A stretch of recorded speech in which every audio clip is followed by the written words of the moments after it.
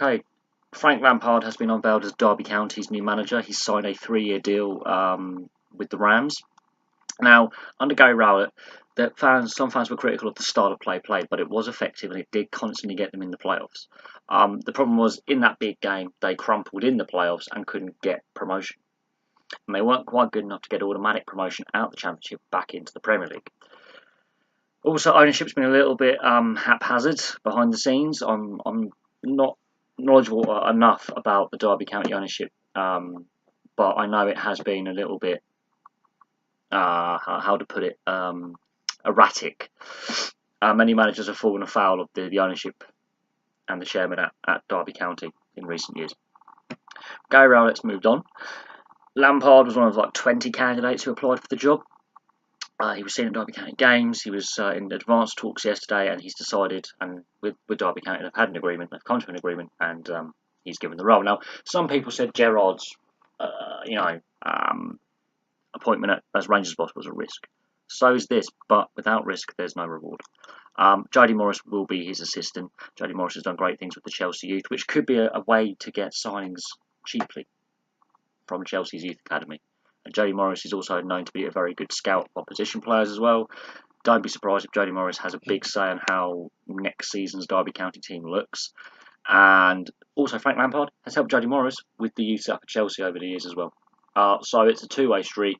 I can see them being a very effective managerial duo going forward. Very, very effective.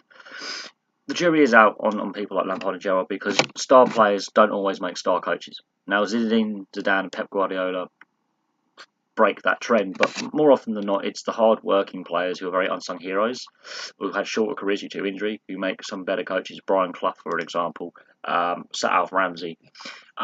So we'll see how he does.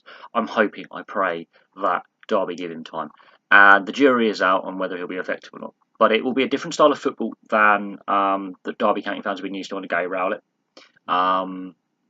They want more excitement and they want to progress, and they haven't got past getting into the playoffs. They can't get to that playoff final. They can't. If they do, they still can't get out of the Championship. They're stuck in between 4th and 7th. They're stuck in that band and they're not taking the next step. So hopefully Frank Lampard can inject some interest.